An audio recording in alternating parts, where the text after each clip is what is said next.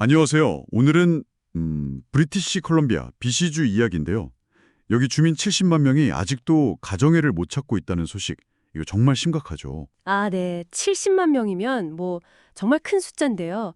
저희가 오늘 볼 기사들이 바로 이 문제를 다루고 있습니다. 네, 정부가 개선 노력을 한다고는 하는데 왜 이렇게 상황이 나아지지 않는 건지 그 속사정을 오늘 좀 깊이 파헤쳐 보려고 합니다. 네, 이 기사들을 보면요. 문제의 심각성, 그리고 최근에 의사수를 늘리려는 노력들, 또 그게 주민들한테 실제 어떤 영향을 미치는지 이런 것들이 잘 나와 있거든요. 그렇죠.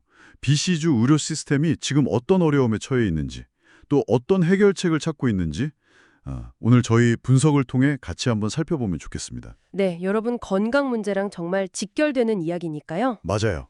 자, 그럼 본격적으로 시작해 볼까요? 아까 말씀드린 70만 명, 이 숫자도 놀라운데 BC주 의사회 회장인 닥터 샬린 루이는 이 상황을 용납할 수 없다. 이렇게까지 강하게 표현했더라고요. 네, 상황이 얼마나 심각한지는 다른 통계에서도 좀 나타나는데요. 그 캐나다 보건정보연구소 CII 보고서를 보면요. 가정의 증가율 자체가 엄청 떨어졌어요. 아, 증가율이요? 네, 2015년에서 17년 사이에는 한 3% 늘었는데 이게 2021년에서 23년 사이에는 1% 증가에 그쳤다는 거죠. 와, 거의 제자리 걸음이네요. 그렇죠. 게다가 의사 한 명에 맞는 환자 수도 줄었어요. 10년 전이랑 비교하면 거의 18%나 감소했습니다. 잠깐만요. 의사당 환자 수가 줄었다는 건 좋은 신호 아닌가요? 그게 꼭 그렇지만은 않다는 게 문제인데요. 최근 2년간 신규 가정애를 1,000명 넘게 채용했다는 소식도 있었잖아요. 이게 단순 계산으로는 잘 설명이 안 되죠. 그러니까요. 의사는 늘었는데 대기자는 그대로, 거나 오히려 더 늘었다. 이게 어떻게 된 거죠? 바로 그게 이 문제의 복잡성을 보여주는 지점입니다. 단순히 의사 머릿수만 늘린다고 해결될 게 아니라는 거죠. 닥터 루이가 여러 원인을 지적하는데요. 어떤 것들이 있을까요? 일단 의사들의 번아웃, 그러니까 극심한 피로감이나 정신적인 고통이 크다고 하고요.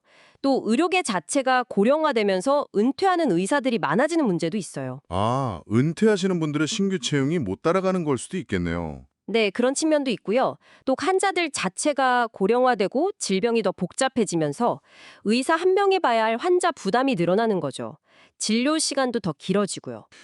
아, 예전보다 환자 한 명 보는데 더 많은 시간과 에너지가 필요하다는 거군요. 맞습니다.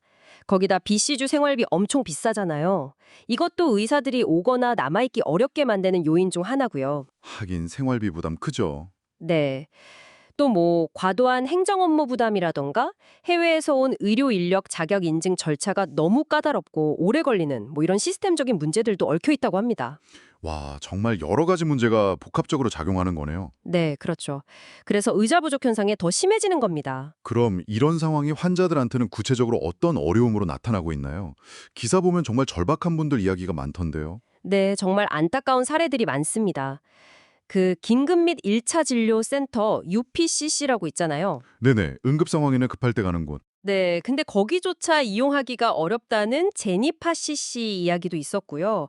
또 밥 윌리엄스 씨는 이 UPCC가 사실상 별 도움이 안 된다, 이렇게 비판하기도 했죠. 아, UPCC마저 이용이 어렵다면 정말 갈 곳이 없겠는데요? 심지어 가정간호 클리닉에 등록된 환자조차도 진료받으려면 2주, 3주씩 기다려야 한다는 크리스 아다마체 씨 사례도 있었어요. 2, 3주요.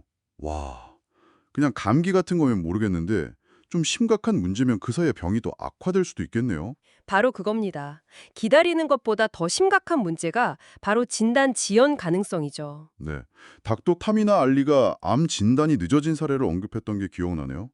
정말 끔찍한 일인데요. 정확해요. 닥터 루이도 그렇고 닥터 알리도 그렇고 이 진단 지연의 위험성을 아주 강하게 경고하고 있습니다.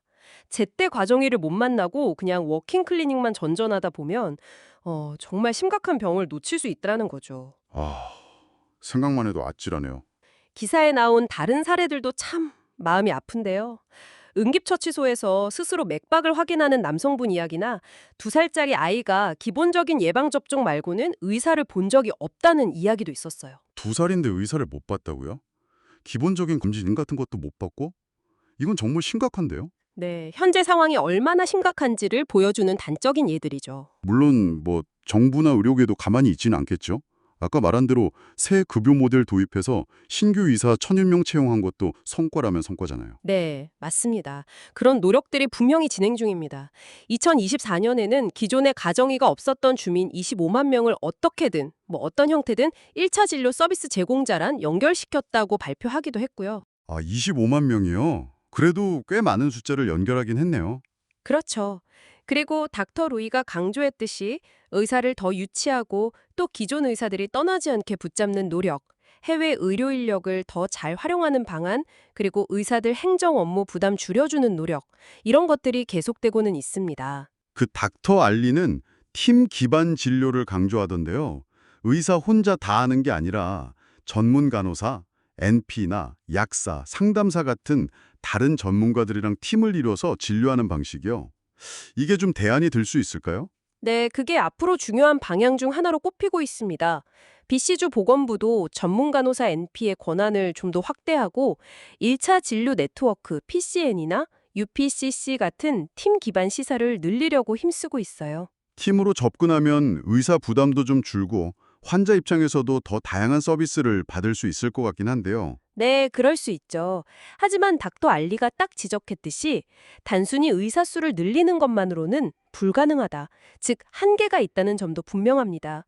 팀 기반 진료 시스템을 잘 구축하는 게 중요해요. 자원이 부족한 것도 문제지만 기사를 보니 그나마 있는 자원도 좀 불균등하게 분배되는 문제가 있는 것 같더라고요. 지역별로 차이가 크다는 거죠? 맞아요. 특히 팀 기반 진료 시스템이나 UPCC 같은 시설들이 특정 지역에 좀 더 집중되면서 오히려 의료 접근성이 낮은 지역은 더 소외될 수 있다는 우려가 제기되고 있습니다. UPCC에 대한 평가도 좀 엇갈리고 있고요. 그렇군요. 이게 참 해결해야 할 과제가 한두 가지가 아니네요. 네, 오늘 저희가 쭉 살펴본 것처럼 BC주의 가정의 부족 문제는 여전히 굉장히 심각한 상황입니다. 수많은 주민들이 가장 기본적인 의료 서비스조차 받기 어려운 현실이고 이게 때로는 진단 지원 같은 정말 심각한 결과로 이어질 수도 있고요. 정부나 의료계가 뭐 새로운 급여 모델이나 팀 기반 진료 확대 같은 여러 노력을 하고는 있지만 이게 정말 근본적인 시스템 변화로 이어지려면 아직 시간이 꽤 걸릴 것 같다는 생각이 드네요. 네, 닥터 알리도 말했듯이 수년에 걸쳐 이 상황에 이르렀고 여기서 벗어나는데도 수년이 걸릴 것이라고 했거든요. 단기간에 해결될 문제는 아닌 것 같습니다. 이 문제가 단순히 뭐 통계 숫자나 남의 이야기가 아니라 바로 이걸 듣고 계신 여러분, 또 여러분 가족의 건강 문제와 직결되어 있다는 걸 다시 한번 생각하게 됩니다. 아플 때, 필요할 때, 제때 의사를 만난다는 게 얼마나 기본적인 건지요. 마지막으로 좀 생각해 볼 질문을 하나 던지면서 마무리하고 싶은데요. 닥터 알리가 지적했듯이 어쩌면 우리는 모든 주민에게 전담 가정의 한 명이라는 이 전통적인 모델 자체를 다시 한번 고민해 봐야 할 시점인지도 모르겠습니다. 아, 전통적인 모델 자체를요? 네, 모든 사람이 필요할 때 시기적절하게 필요한 도움을 받을 수 있도록 하려면 과연 2일차 진료 시스템을 근본적으로 어떻게 재설계해야 할까요? 이 질문을 여러분께 남기면서 오늘 분석을 마무리할까 합니다.